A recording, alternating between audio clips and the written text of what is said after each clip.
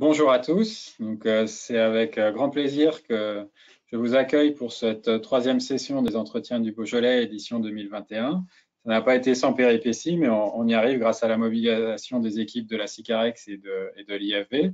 Donc, au nom du président de la SICAREX, Jean-Pierre Rivière, et du référent régional de l'IFV, Pascal Gaguin, je vous remercie de participer à ce troisième webinaire. Je remercie aussi tous les partenaires qui nous permettent de vous proposer ces interventions, donc au premier rang desquels Inter-Beaujolais, la société L'Allemand Œnologie, l'information agricole du Rhône et la tonnellerie d'Argot et Jéglé. Donc pourquoi on a pensé vous parler de la face cachée des sols du Beaujolais? C'est dans le contexte actuel de changement climatique et d'évolution des pratiques d'entretien des sols liées à la transition agroécologique. Il nous paraissait opportun de vous donner des éléments sur deux indicateurs importants du sol, le carbone et l'eau, qui sont deux paramètres clés qui ont été les fils conducteurs de travaux récents et de résultats qu'on a acquis dans la continuité de la cartographie et de la caractérisation des terroirs des sols viticoles du Beaujolais. Donc, comme vous savez, il y a eu trois sessions qui ont jalonné cette semaine pour ces trois webinaires. Donc, le premier a porté sur la qualité des sols viticoles avec l'angle microbiologique. Le second sur la matière organique dans toutes ses composantes et notamment le paramètre important d'actualité de stockage et de séquestration du carbone dans les sols. Et puis ce soir, on va passer à l'élément eau avec Thierry Dufour, qui est ingénieur agronome à l'IFV, un peu plus loin de l'autre côté de la France, dans le Gers, et qui va nous parler de la mesure de la contrainte hydrique et des indicateurs et comment on peut évaluer cette contrainte hydrique.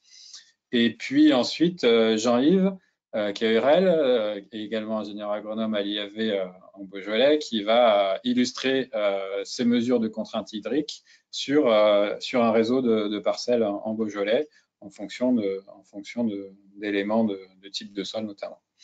Donc, avant de passer la parole à Thierry qui va commencer, juste vous rappeler que les actes des entretiens du Beaujolais, donc les actes de colloque sont disponibles sur le site vignevin.com et que les replays de ces webinaires seront aussi disponibles sur le site et la chaîne YouTube de l'IFV. Donc Thierry, je te passe la parole pour la première partie. Merci Bertrand. Merci à toute l'équipe de m'inviter en Beaujolais pour cette présentation, pouvoir déguster des vins, d'admirer les paysages. Voilà, donc ce sera pour une prochaine fois, j'imagine. Donc moi, je vais vous parler donc des différentes mesures qu'il est possible de réaliser pour mesurer la contrainte hydrique au vignoble. Donc j'associe à cette présentation mon collègue Jean-Christophe Payan, qui n'a pas pu assurer la présentation, mais qui a rédigé l'article associé que vous pouvez télécharger dans les actes. Les différents points avant de commencer, le régime hydrique de la vigne, donc avec le régime azoté, c'est vraiment un acteur majeur du pilotage de l'équilibre de la plante et notamment pour la production de raisins de qualité, de raisins de cuve. Cet état hydrique de la vigne, il va conditionner l'activité physiologique de la plante. Donc les trois points qui vont être impactés, ça va être la croissance végétative, la croissance et le développement des raisins, et puis également, pour la qualité des vins, c'est important, l'accumulation de composés d'intérêt, que sont des composés principaux, les sucres et les acides, mais aussi les composés secondaires, type polyphénol ou arômes et précurseurs d'arômes dans les raisins. Ce que l'on sait aujourd'hui par rapport aux effets de la contrainte hydrique, c'est que la contrainte hydrique modérée en fin de cycle est extrêmement favorable à la production de raisins de qualité.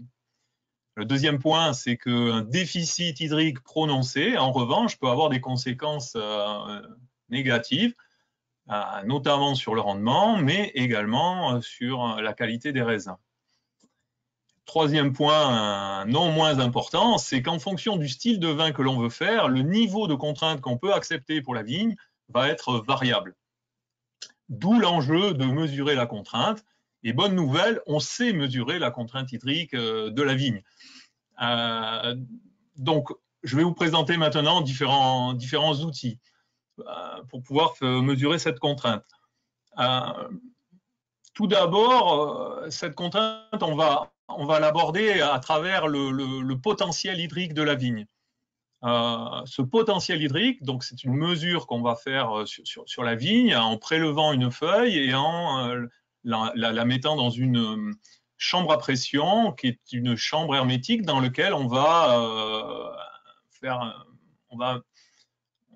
faire subir à cette feuille une montée en pression et on va observer sur la photo de droite, avec la pression qui augmente, le moment où la sève va exsuder. Et cette valeur de pression donc, représente le potentiel hydrique et on va le mettre en relation avec l'état hydrique de la vigne.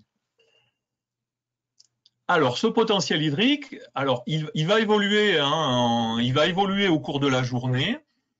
C'est une mesure qui se lit en négatif avec un minimum, donc c'est-à-dire un maximum de potentiel qui se situe autour du midi solaire quand l'activité de photosynthèse de la plante est maximale.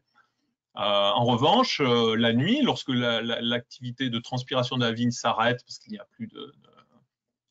a plus de photosynthèse, la plante va se remettre à l'équilibre avec l'eau disponible dans le sol. Et donc, on a une évolution comme ça du potentiel. Dans les mesures qu'il est possible de faire, il y a plusieurs mesures qui sont possibles de faire pour caractériser ce potentiel. La première mesure, on va l'appeler le potentiel de base. C'est la mesure qu'on va la faire en fin de nuit, au moment où la plante est justement à l'équilibre avec l'eau du sol. Donc cette mesure, elle se réalise avant le lever du soleil. La deuxième mesure qu'il est possible de réaliser, c'est ce qu'on appelle le potentiel foliaire de tige, où là, on va ensacher une feuille dans un sac à l'abri de la lumière. On va attendre que la feuille se mette à l'équilibre avec le potentiel du rameau et on va réaliser cette mesure. Généralement, cette mesure, elle se fait au midi solaire, c'est-à-dire à 14 heures l'été. Et la troisième mesure qu'il est possible de faire, c'est ce qu'on appelle un potentiel foliaire. Donc, c'est la même mesure que le potentiel de base. On prend la feuille, mais en journée, à différents moments de la journée. On peut le faire au midi solaire, mais on peut aussi faire des suivis plus dynamiques. Donc, voilà pour les mesures. Ce potentiel, il va servir à suivre l'évolution, par exemple, de la contrainte hydrique au cours de la saison. Donc, vous avez ici une représentation de l'évolution entre floraison et récolte, du potentiel hydrique. Donc, c'est du potentiel tige qui est mesuré sur un raisin de colombard, ici dans le sud-ouest. Donc, voilà pour l'évolution. Donc, une fois qu'on suit l'évolution, il faut évidemment mettre en relation ce potentiel mesuré avec l'état hydrique de la vigne.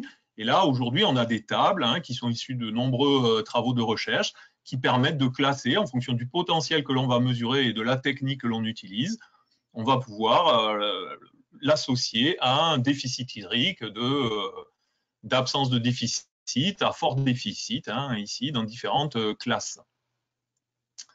Donc, voilà pour les seuils. Alors, l'intérêt et les limites de chaque mesure, évidemment, tous les systèmes toutes les mesures ne sont pas parfaites. Le potentiel de base, ça va être la mesure de référence, c'est lui qui va permettre d'avoir une information sur la remise à l'équilibre avec l'eau disponible de la plante avec l'eau disponible dans le sol. C'est une mesure qui permet de mettre en évidence des stress qui sont importants et c'est une mesure qui est très stable. Dans les limites, il faut vivre la nuit ou avant le lever du soleil, donc il faut se lever pour faire ces mesures-là. Et une autre limite qui a été montrée dans certains travaux, c'est que dans des sols avec de l'humidité, à humidité hétérogène, le potentiel a plutôt tendance à s'équilibrer avec les parties les mieux remplies en eau, quoi. Voilà, et donc peut-être amener certaines surestimations. Voilà. Le potentiel tige, maintenant, le potentiel tige, il est sensible aux contraintes modérées. Donc, dans les systèmes à humidité un peu intermédiaire, climat océanique, comme chez nous, par exemple, dans le sud-ouest, où on a des pluies régulières, il montre de très bonnes réponses. Il est également très utilisé pour suivre les systèmes irrigués, Alors, là aussi, on est dans des systèmes à humidité à contrainte modérée avec irrigation, donc qui permet de bien discriminer. Dans ces limites, alors là, c'est qu'il faut faire 2 passages. Il faut faire une première fois déposer la poche sur la parcelle, et puis dans un deuxième temps, il faut venir faire la mesure. Donc, ça prend un peu plus de temps. Voilà. L'autre point limite, oui, sur lequel il faut faire attention, c'est qu'il demande à avoir des conditions climatiques qui sont stables. Donc temps clair, attention au vent, hein, à l'humidité également, voilà, qui peut entraîner des dérives un peu sur le potentiel, notamment si les stress sont importants. Voilà. Et enfin, le dernier point, le potentiel foliaire. Donc lui, il est intéressant pour faire des dynamiques, par exemple, hein, en journée, suivi d'évolution du potentiel. Alors, il est représentatif du potentiel de la feuille. Donc, il est beaucoup plus sensible aux variations climatiques, même au cours d'une séance de mesure, par exemple. Hein, s'il y a un nuage, par exemple, voilà, en fonction de l'organe choisi, s'il est exposé ou pas, on peut avoir également des variations. Ce qui veut dire que pour bien appréhender cette mesure de potentiel foliaire, il faut faire plus de mesures que dans les autres cas. Voilà. Donc voilà pour le potentiel hydrique. Autre outil, hein, autre possibilité, une analyse, donc le delta C13, donc une analyse des isotopes du carbone 12 et carbone 13, qui permet de renseigner également de l'état hydrique. Il faut savoir que le carbone 13 est un isotope de carbone qui est très peu représenté dans l'atmosphère par rapport au carbone 12. Et lorsqu'on a de la contrainte hydrique, on a des modifications, donc on a des fermetures de stomates une partie de la journée qui va ralentir et modifier les échanges avec le CO2 atmosphérique. Et ces ralentissements d'échanges vont entraîner des modifications du ratio disponible dans la plante entre l'isotope 12 et l'isotope 13. Et c'est ce qu'on va mesurer hein, quand on fait cette analyse. C'est intéressant de la faire sur les carbones présents, notamment dans les sucres, sur les raisins à maturité. Et lorsqu'on réalise cette analyse, on a donc un indicateur global de la contrainte subie par la vigne au cours de la période de maturation, c'est-à-dire la période d'accumulation des sucres. Voilà. Donc les échelles de mesure, bon, entre moins 20 et moins 30 pour 1000, donc c'est des échelles relatives, hein, qui permettent donc de renseigner sur cet état hydrique. L'intérêt, c'est que avec un seul prélèvement des raisins à maturité, on a une information sur le régime hydrique subi par la vigne. Ça permet d'échantillonner un grand nombre de parcelles, par exemple, de suivre des réseaux, de sélectionner des parcelles en fonction de leur régime hydrique, par exemple. Un point à limite sur lequel il faut prêter attention, c'est que le delta C13, il va renseigner de l'état hydrique de la vigne pendant la phase de maturation des raisins, d'accumulation des sucres, donc principalement véraison récolte. Voilà.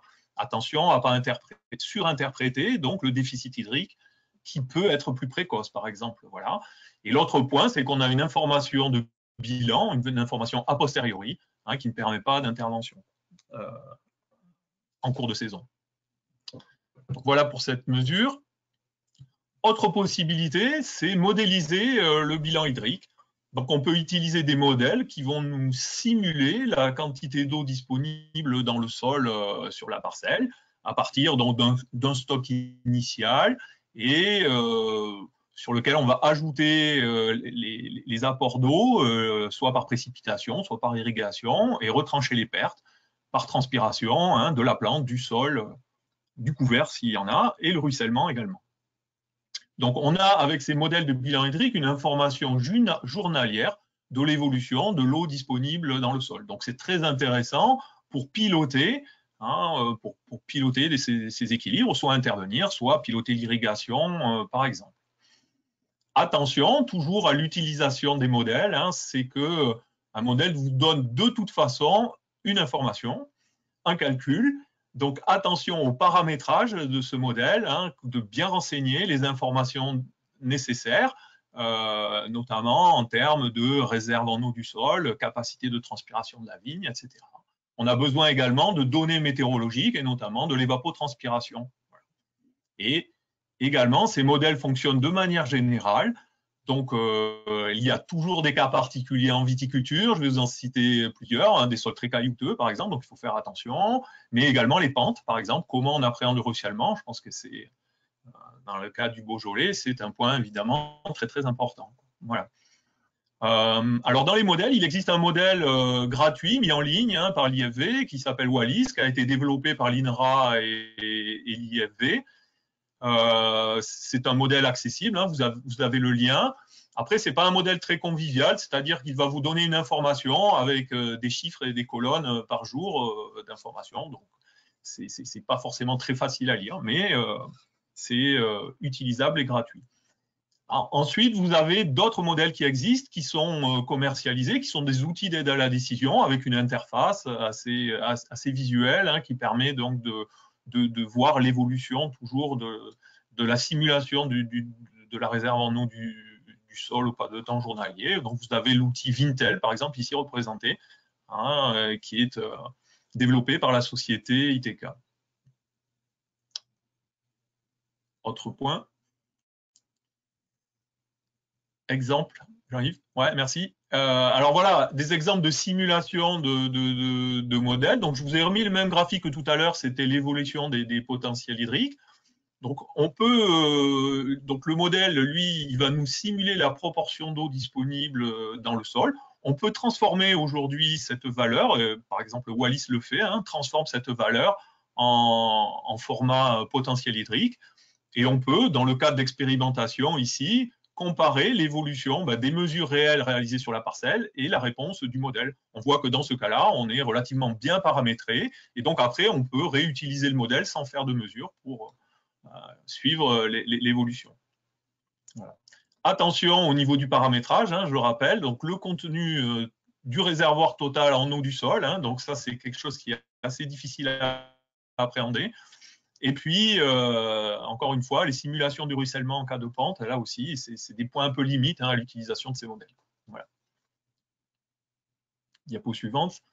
Alors voilà, sur les trois indicateurs présentés, la chambre à pression, analyse delta C13 ou modèle, on a des tableaux aujourd'hui qui permettent hein, de passer de l'un à l'autre, de classer finalement en fonction des mesures, de classer le comportement hydrique de la vigne dans les différentes classes. Voilà. Donc ça, ce sont des outils utilisables et on va dire transférables les uns par rapport aux autres. Diapo suivante. Autre possibilité de caractériser l'état hydrique, c'est de travailler sur le sol hein, avec des mesures au niveau du sol, de l'humidité du sol. Donc, il existe différentes techniques de mesure. Bon, je vous en présente deux, la technique électromagnétique ou tensiométrique. Dans un cas, on va avoir une mesure de l'humidité volumique du sol. Hein, c'est le cas sur le graphique, mais vous pouvez aussi avoir l'état de tension mesuré dans le sol avec les techniques tensiométriques. En viticulture, l'utilisation de ces sondes demande, si on veut avoir une information qui va se rapprocher un peu de ce qu'on peut observer sur la plante, on va devoir mesurer à différentes profondeurs. Et aujourd'hui, on a du mal à appréhender de manière globale hein, le lien entre finalement des mesures de potentiel et ces mesures d'humidité du sol.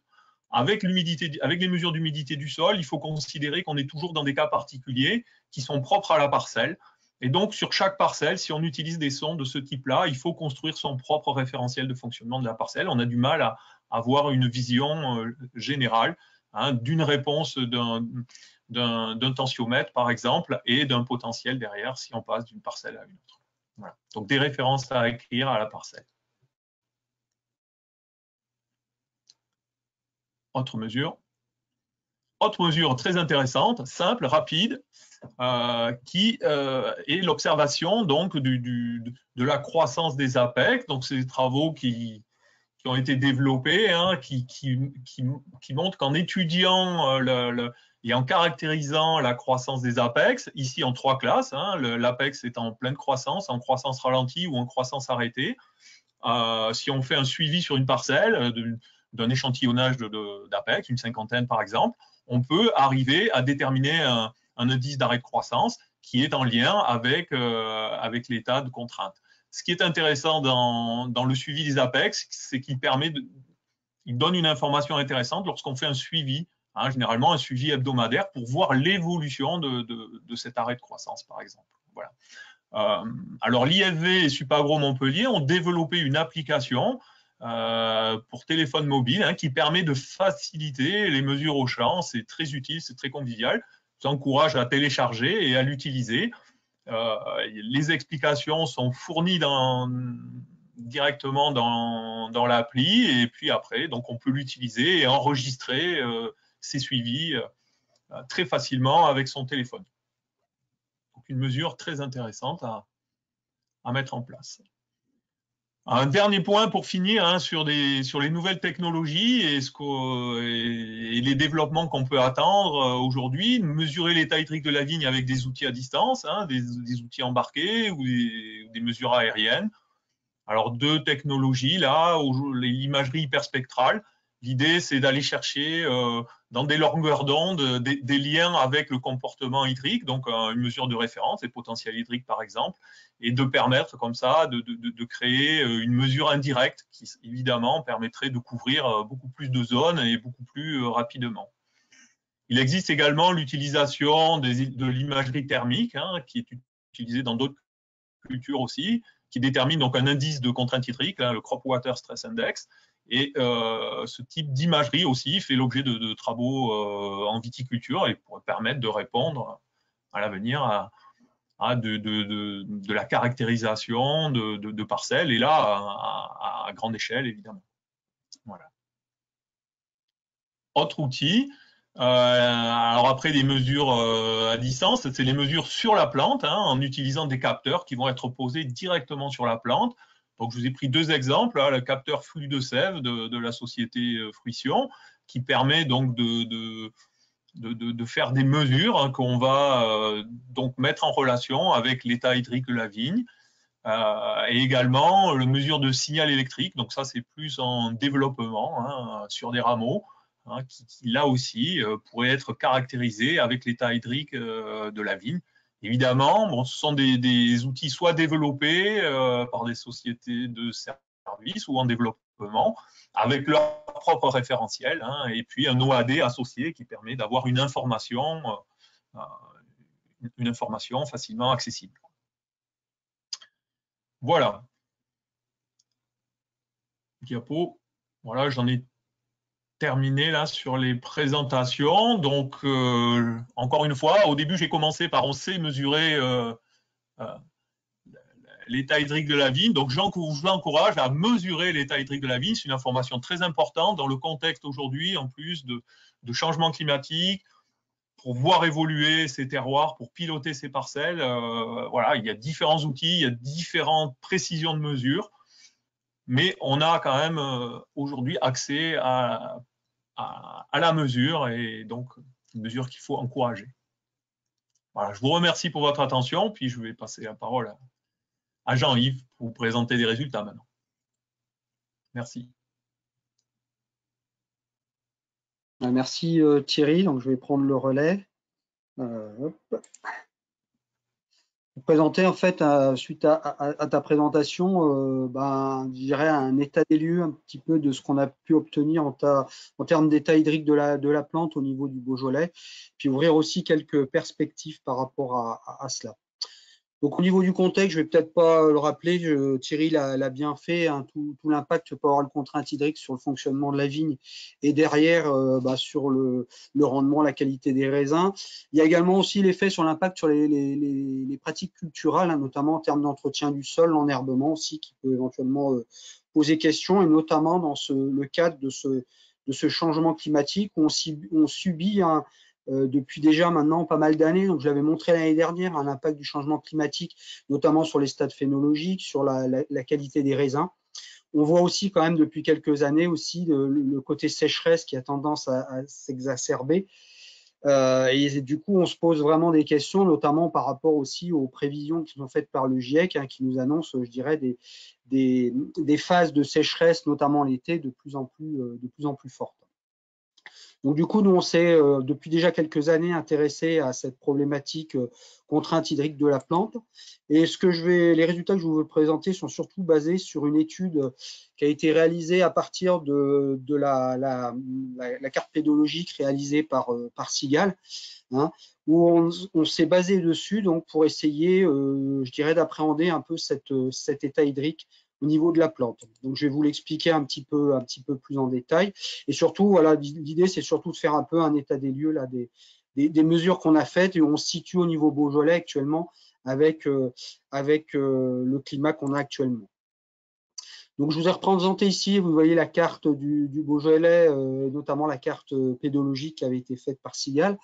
Donc, c'est basé sur une étude qu'on a lancée en 2015, qu'on appelait réseau RU, donc c'est réseau réserve utile, hein, pour la compréhension. Vous voyez, donc on a choisi des parcelles, donc 19 parcelles, alors qui sont situées surtout sur le nord. Alors c'est pas parce qu'on pensait que dans le nord du Beaujolais il y avait plus de contraintes, c'est surtout qu'au niveau de la cartographie, la cartographie du Beaujolais a commencé par le nord et le sud à l'époque où on a lancé l'étude, hein, sachant qu'on a commencé à préparer l'étude à peu près en 2014, on n'avait pas encore une cartographie suffisamment détaillée au niveau du sud du Beaujolais. Donc c'est pour ça qu'on s'est basé sur la partie nord, en choisissant trois types de sols principalement. Donc les sols, alors ce que j'ai marqué type 1, donc c'est tout ce qui est en rouge ici, tout ce qui est granit et gneiss, hein, qui sont les sols les plus représentés au niveau du Beaujolais. Vous voyez ici, il y en a également dans le sud du vignoble. Les sols de type 2, qui sont les sols, ce qu'on appelle cortège de pierre bleue, donc c'est tout ce qui est roche volcanique et puis également schiste, hein, qu'on voit ici, hein, relativement répartis au niveau du Beaujolais. Et puis le dernier type de sol, c'est le type de sol 8. Donc c'est les dépôts anciens de Piémont, hein, que vous voyez en fait qui se retrouvent en bas des coteaux, hein, qui suite à l'érosion des coteaux. Vous voyez ici répartis surtout dans la partie médiane et la partie nord du Beaujolais. Alors pourquoi on a choisi ces sols, donc type 1, je vous ai dit, c'est le plus représenté au niveau du Beaujolais. Le type 8, c'est le second sol qui est bien représenté. Et qui est aussi relativement bien connu. C'est-à-dire qu'au niveau des fosses qui ont été réalisées, hein, les parcelles où je ne l'ai pas spécifié, qu'on a suivies correspondent à des fosses qui ont été réalisées par le cabinet Sigal et où à chaque fois ils ont estimé en fait la réserve utile. Hein, en regardant, alors je vais pas rentrer dans le détail, mais par rapport notamment à la granulo, la variation de granulo au niveau de la profondeur de sol, également l'enracinement de la vigne, ils ont calculé une réserve utile. Alors autant sur la partie type sol 8, ils sont relativement confiants vu que c'est des sols qu'on peut retrouver par ailleurs, hein, ils avaient une bonne expérience. Par contre, sur les sols de type 1 et les sols de type 2, ils ont beaucoup plus de questions par rapport à ça, notamment dans le sens où on s'est aperçu en creusant les fosses que souvent les racines de la vigne vont au-delà, je dirais, de la roche, hein, notamment dans les granites. Les racines vont entre la roche qui est plus ou moins fissurée. Et du coup, c'est très difficile de faire une estimation de la réserve utile. Donc, on peut penser aussi déjà a priori qu'on a peut-être une sous-estimation de cette réserve utile dans ce type de sol. Et nous, dans l'étude, hein, ce qu'on a voulu essayer de voir, c'est justement si on pouvait corréler cette réserve utile qui est estimée, hein, et puis l'état hydrique de la plante derrière. Pour ça, donc, on a utilisé les indicateurs que vous a présenté Thierry, donc principalement potentiel de base, suivi des apex et puis le delta C13. Alors, dans un premier temps, je voulais vous montrer un peu. Alors, la première approche qu'on peut avoir au niveau hydrique, c'est bien évidemment le côté climatique et notamment les précipitations avec l'effet du millésime. Donc là, je vous ai représenté sur ce graphique le cumul des précipitations annuelles à partir du 1er janvier jusqu'à vers la fin septembre pour donc les millésimes de 2015 à 2020. Puis je vous ai mis un peu en référence entre guillemets la normale trentenaire, hein, sur 91-2019. Qu'est-ce qu'on voit? C'est que les millésimes 2018 et 2016, vous voyez qu'il y a eu plus d'eau que la normale. Et puis les autres millésimes, hein, les 4 autres millésimes, on est plutôt en dessous, à part, vous voyez, un comportement de 2019 qui est un petit peu bizarre, c'est-à-dire qu'on a eu pas mal de pluie en début de véraison, hein, qui explique pourquoi on a une remontée en fait de ce cumul de précipitations. On se retrouve assez proche au final de la normale. Donc ça, c'est un premier aspect qu'on peut avoir. Après, on sait aussi que l'effet pendant la maturation des baies, donc grosso modo, enfin la fructification des baies, donc grosso modo entre mi-floraison et puis la vendange peut être important. Donc je vous ai représenté exactement la même chose, par contre, en calculant le cumul à partir de la mi-floraison, hein, vous avez ici. Je vous ai toujours mis donc la normale trentenaire. On voit que là, ça chamboule un petit peu les choses. Hein, c'est que, grosso modo, 2016-2018, ils sont pas tellement différents de la normale, un petit peu au-dessus quand même. 2019, il est carrément au-dessus de la normale, notamment en fin de maturation. Et puis, on retrouve nos 3 autres millésimes avec un gradient, 2015, où on a eu moins d'eau, 2017 et puis ensuite 2020. Donc, en fonction de ce qu'on regarde, c'est vrai qu'on peut avoir une idée un petit peu différente hein, de cette pluviométrie et du coup, derrière aussi, de l'effet que ça peut avoir sur la vigne. Troisième point, je vous ai mis ce que ça pouvait donner au niveau du bilan hydrique dont vous parlait Thierry à l'instant. Donc là, je ne l'ai pas mis, j'ai utilisé le modèle Wallis. Alors, la grosse difficulté dans ces modèles, comme l'a dit aussi Thierry, c'est que il y a un paramètre d'entrée qui est important, c'est la réserve utile. Donc moi, vu qu'on avait une variabilité assez importante au niveau des parcelles, j'ai pris une réserve utile estimée moyenne sur les parcelles qui était à peu près de 130 mm. Et donc, j'ai essayé de faire tourner le modèle avec, par contre, les vraies données climatiques sur les différents millésimes. Là, je ne vous montre que la partie bilan hydrique à partir de la mi-floraison. Hein. Vous avez ici les jours après la mi-floraison. Donc, la vendange est plutôt dans ce coin-là. Là. Et puis, vous voyez un peu l'interprétation du potentiel. Donc là, je vous ai mis le potentiel de base, hein, le transformer en potentiel de base. Vous voyez ici l'interprétation qu'on peut en donner.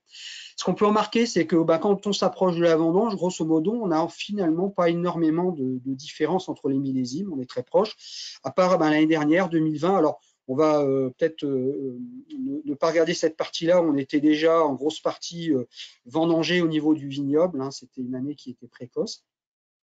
Et puis par contre, vous avez surtout des écarts un petit peu plus tôt en saison. Hein, je dirais à partir de la véraison, en fait, donc pendant la période de maturation, où là, on voit beaucoup plus d'écarts. Alors, 2016, là, il n'y a pas de contrainte. On voit 2017 qui n'est pas trop impacté, hein, de même que 2019.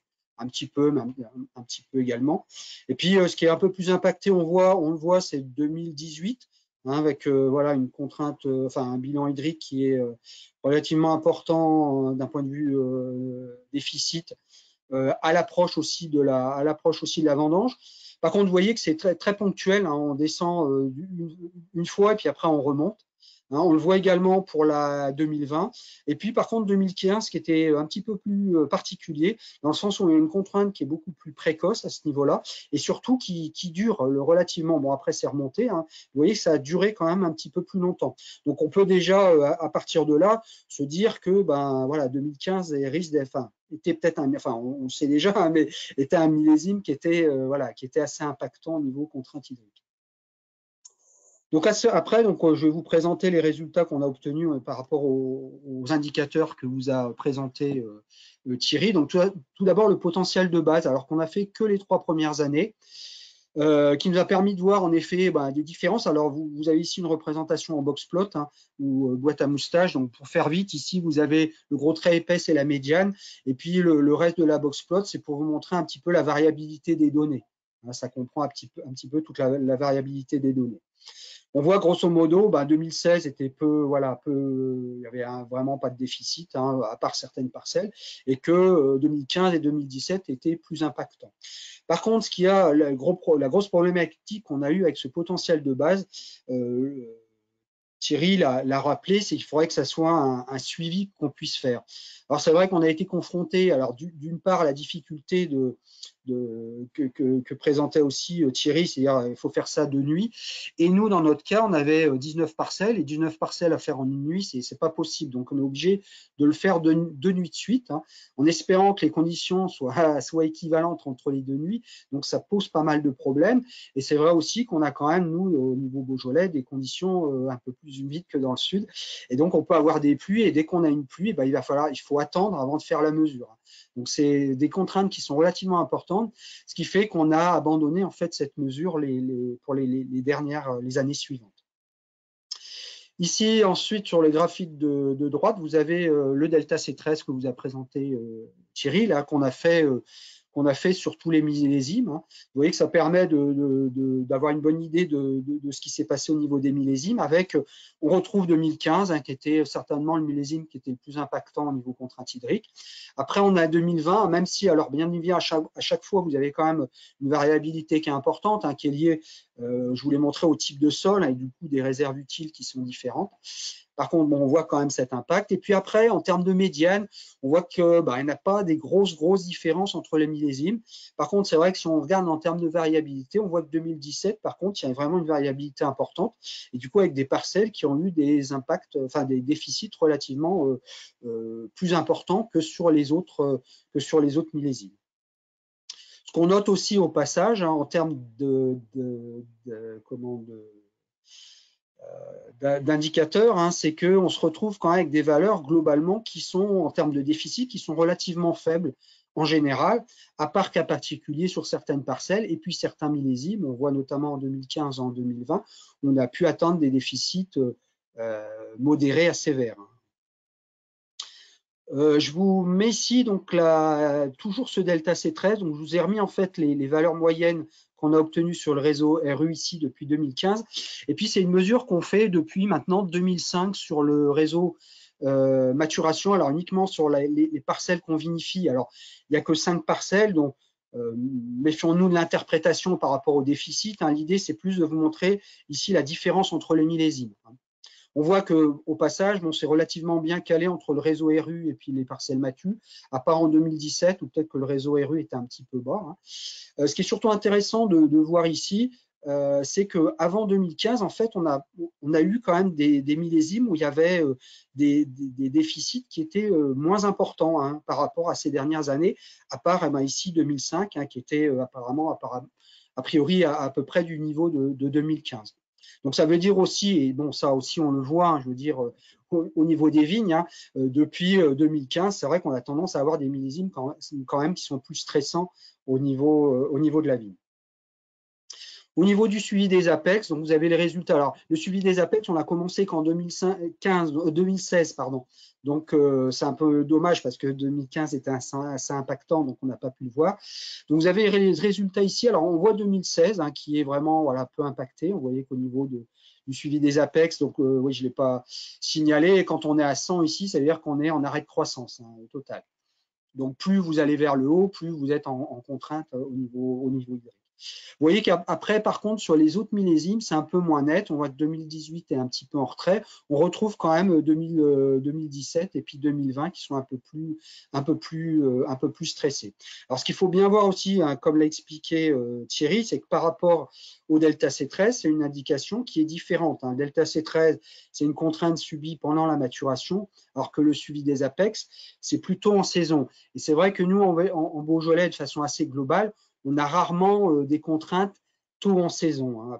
Peut-être en 2015, comme on l'a vu, on avait eu un déficit d'eau assez rapidement, hein. Sinon, c'est vrai qu'on a rarement des contraintes. Ça peut arriver, hein, ponctuellement, mais on a quand même rarement des contraintes hydriques tôt en saison.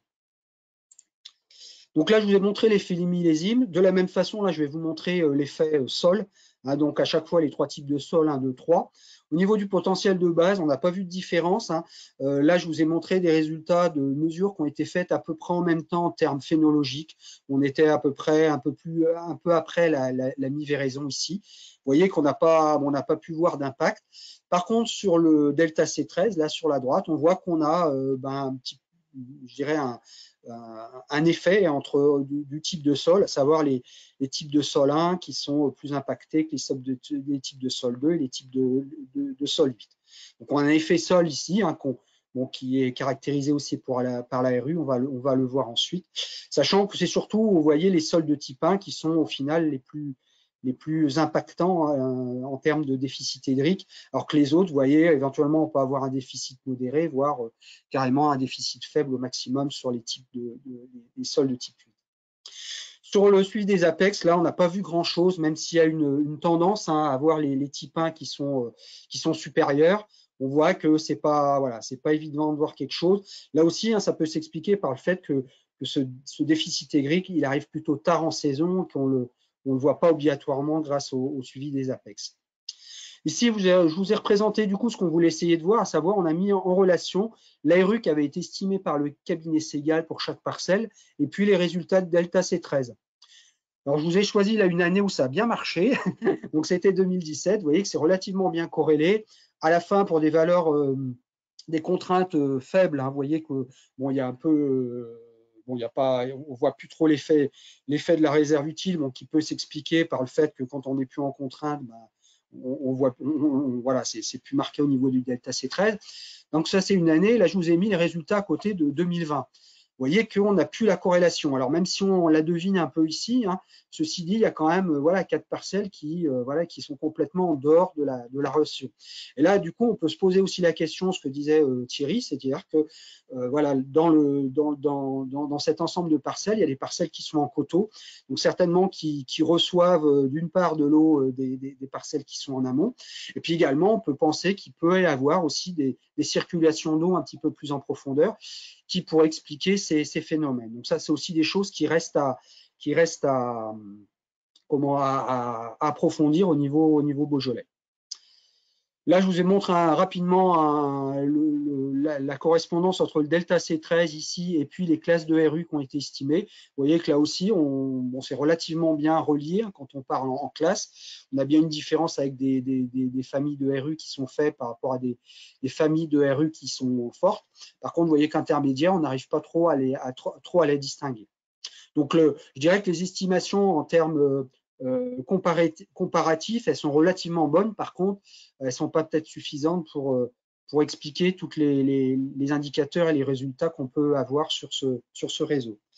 Alors, en conclusion, pour rappeler, donc c'est vrai que nous, l'indicateur le plus intéressant, et aussi parce que c'est le plus facile en fait à faire, parce que voilà, on fait juste un prélèvement de baie, on extrait le jus et puis après on fait analyser, donc c'est relativement facile. C'est le delta C13, sachant que voilà, faut bien voir que c'est une indication qu'on a a posteriori, donc ça caractérise bien les millésimes, mais voilà, au moment où je dirais on voudrait savoir s'il y a des risques ou pas, c'est trop tard, on a les résultats après. Et puis, c'est bien une caractérisation de la période de maturation. Donc, c'est pour ça quand même que le suivi d'APEX est complémentaire, et notamment par rapport à ce qu'on peut nous annoncer avec sûrement des déficits hydriques, peut-être même plus tôt en saison, ce suivi APEX pourrait avoir toute son utilité. Côté potentiel de base, alors je l'ai mis décevant, je ne veux pas non plus dire que c'est pas bien, dans le sens où Thierry vous a demandé, c'est quand même une mesure de référence, mais c'est vrai que nous, dans nos conditions, c'est quand même pas évident à suivre. Il faut vraiment faire un suivi régulier, et nous, dans nos conditions climatiques, c'est pas toujours facile, et puis c'est quand même très contraignant. Donc, on s'est orienté là depuis les 2 dernières années plutôt sur le potentiel foliaire au midi solaire. Donc là, bon, on n'a pas encore assez de résultats, donc c'est voilà, des données à acquérir. Pour finir, donc je voulais juste vous présenter, puisque c'est vrai qu'on nous annonce quand même des conditions climatiques beaucoup plus sèches dans les années à venir. On travaille aussi, nous, actuellement, sur des moyens, je dirais, des alternatives pour pallier un peu à ce manque d'eau, notamment des essais irrigation qu'on est en train de mettre en place. Également des essais alors, qui sont là plus pour jouer sur la précocité. Je vous avais montré l'année dernière qu'avec le changement climatique, on a tendance à avancer les stades phénologiques. Donc, pour essayer peut-être de retarder un petit peu ces stades phénologiques, donc diminution de la haie foliaire et puis également l'utilisation de fils anti-grêle, notamment pour ombrer et retarder un petit peu cette précocité. Et puis, un travail aussi important qui est réalisé au niveau matériel végétal, donc à la fois sur ce côté précocité et puis aussi ce côté résistance, on va dire entre guillemets, ou tolérance à la sécheresse, à la fois le travail de collection de clones ou de cépages que mène Jean-Michel, et puis aussi un travail qu'on va mettre en place sur les porte-greffes. Donc la première tranche, hein, c'est un projet qu'on a démarré, qu'on a appelé Honoraviccio, hein, qu'on a démarré l'année dernière, qui est financé par la région. Et le deuxième, la partie porte-greffe, elle est un projet qui va démarrer cette année, et notamment donc en voyant ce que donnent des porte-greffes plus, je dirais, du sud, un peu plus vigoureux en termes de tolérance à la sécheresse, et notamment avec une collection qui sera implantée sur la parcelle de Saint-Étienne de la Sicarex. Voilà, je vous remercie de votre attention. Merci. Merci à tous les deux.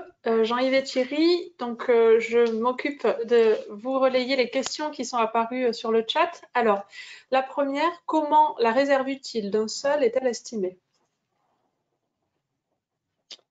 Alors, je vais peut-être essayer de répondre dans le cas, alors je parle dans le cas de l'étude pédologique qui a été faite par Sigal. Donc en fait, donc dans l'étude pédologique, eh ben, ils regardent un petit peu chaque horizon de sol. À partir de là, donc ils ont une idée de la granulométrie, et à partir de la granulométrie, ils en déduisent pour chaque couche de sol une quantité d'eau qui peut être retenue, hein. Donc plus vous allez avoir d'argile, par exemple, plus vous allez pouvoir retenir d'eau, et à l'inverse, plus vous allez avoir de sable, moins vous allez en retenir.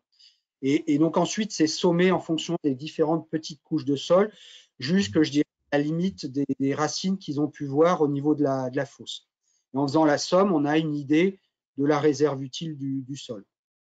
Avec le bémol dont je parlais tout à l'heure, que des fois, il y a des racines qui vont plus loin que la roche, et là, on n'a pas pu voir, voilà, on ne peut pas estimer aussi ce que peut fournir derrière la roche au final, quoi, notamment voilà, dans le cas du granit. Je ne sais pas si c'est assez clair. C'est une estimation, en fait. Voilà. C'est une estimation, tout à fait, oui. Toujours à garder ça à l'esprit. Thierry, si tu veux compléter par rapport à… Non, c'est ça. L'autre moyen, c'est par exemple de pouvoir utiliser un modèle de bilan hydrique et de remonter à la réserve utile à partir de mesures de potentiel. Voilà, ça c'est une autre option pour arriver à cette valeur-là, de façon à faire correspondre à la fois le bilan hydrique et les mesures de potentiel. On peut comme ça aussi remonter à l'estimation de la réserve en eau des sols. Voilà, c'est aussi ce qu'on a essayé de faire, mais le problème, c'est que nous, on n'a pas un suivi suffisamment régulier du potentiel de base pour faire ça, quoi. Je vous remercie. Il y a beaucoup de questions. Il nous reste 10 minutes. Soyez concis dans vos réponses. Est-ce que, à votre sens, il est possible de faire en début de saison des prévisionnels pour savoir un peu quelle sera la contrainte hydrique au cours du millésime? Je réponds. Eh bien, la prévision météorologique, c'est à une semaine. Voilà. Le jour où Météo France arrivera à affiner ses prévisions saisonnières, peut-être on pourra prévoir un peu plus. Mais effectivement, aujourd'hui, on est quand même très dépendant en termes de bilan hydrique de fonctionnement, de la météorologie, précipitation, température et évapotranspiration.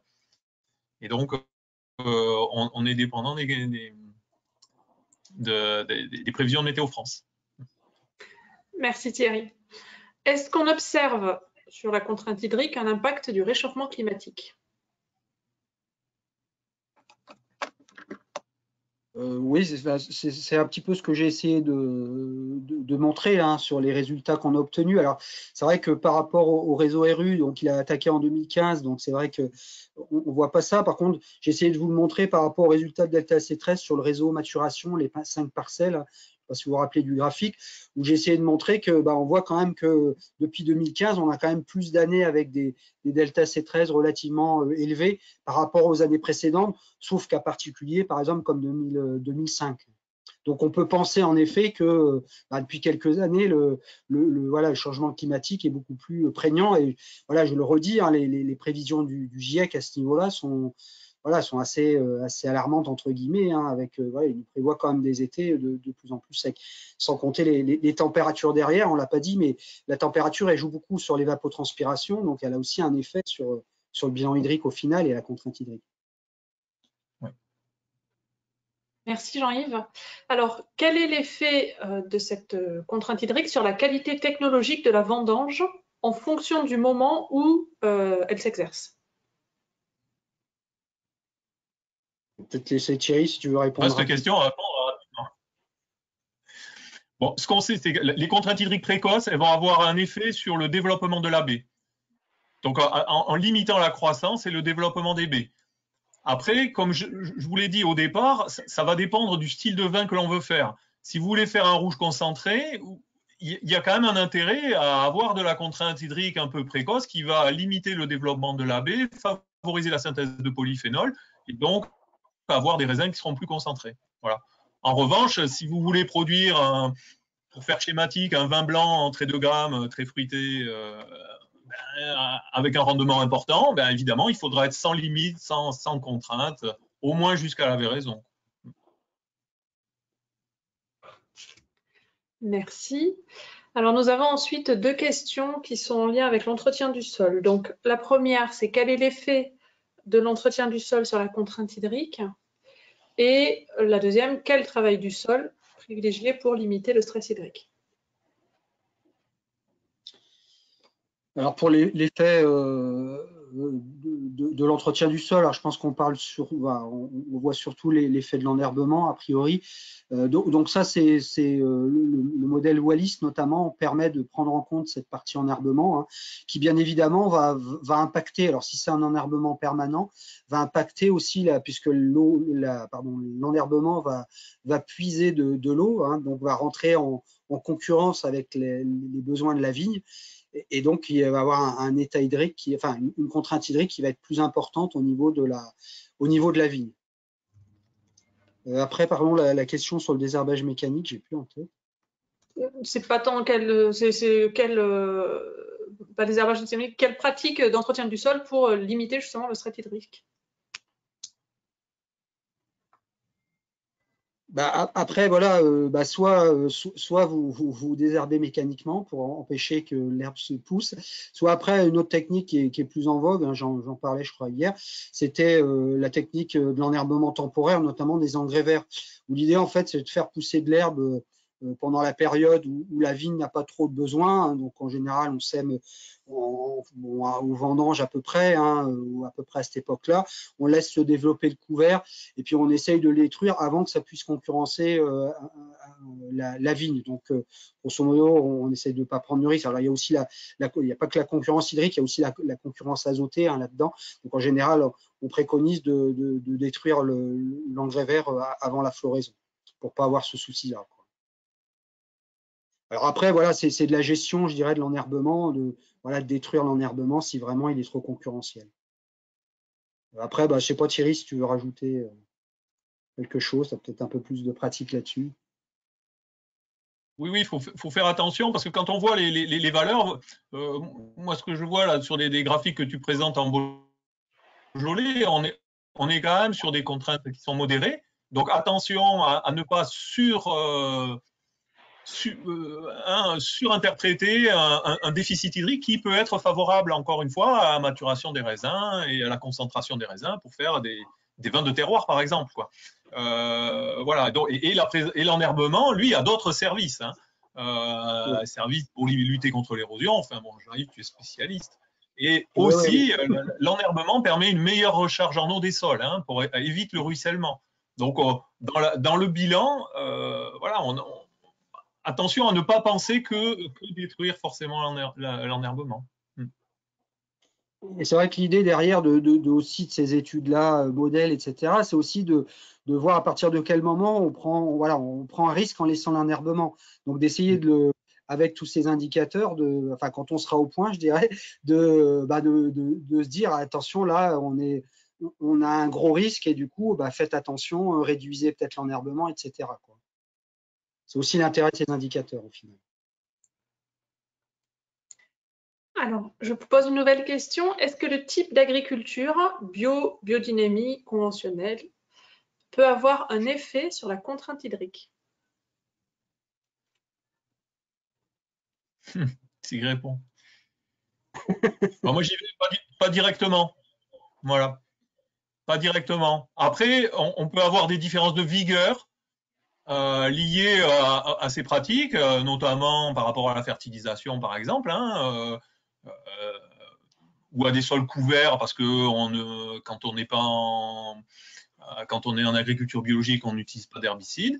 Et ça peut avoir un impact sur la vigueur et donc modifier le bilan hydrique. Voilà. Moins de vigueur, moins de transpiration, moins de consommation d'eau. Voilà. Merci Thierry. Une question, au-delà du constat de la contrainte hydrique, quelle solution pour l'atténuer? Faut-il replanter le vignoble? Alors, c'est un petit peu ce que je présentais en termes de perspective par rapport à ça, hein, comment s'accommoder, je dirais, cette contrainte hydrique.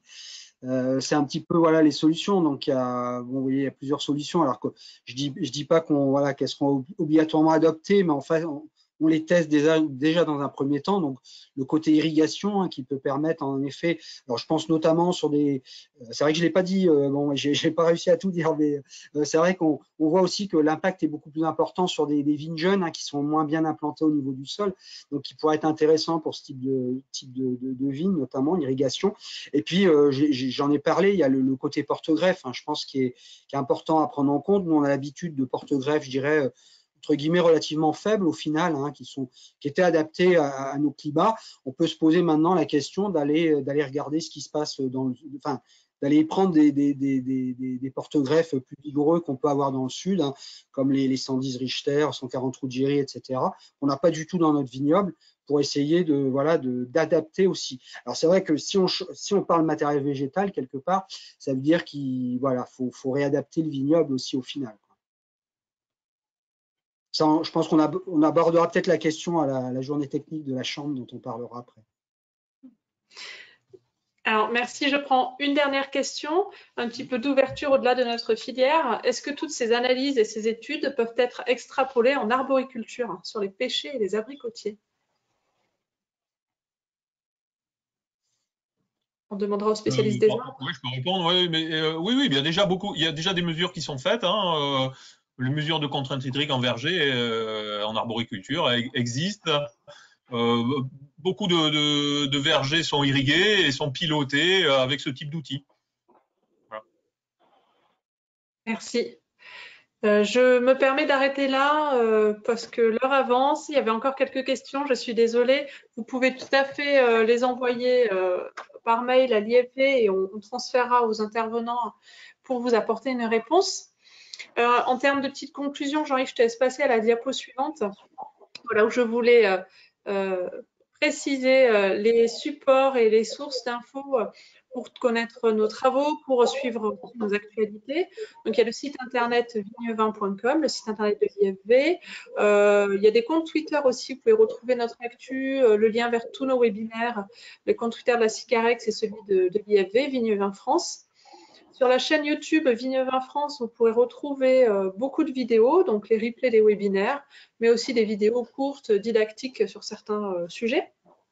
Et enfin, pour les opérateurs du Beaujolais, tous les 15 jours, vous retrouvez une ou deux infos techniques dans la newsletter en direct du Beaujolais. Et vous trouvez aussi l'ensemble de nos travaux dans l'extranet du Beaujolais.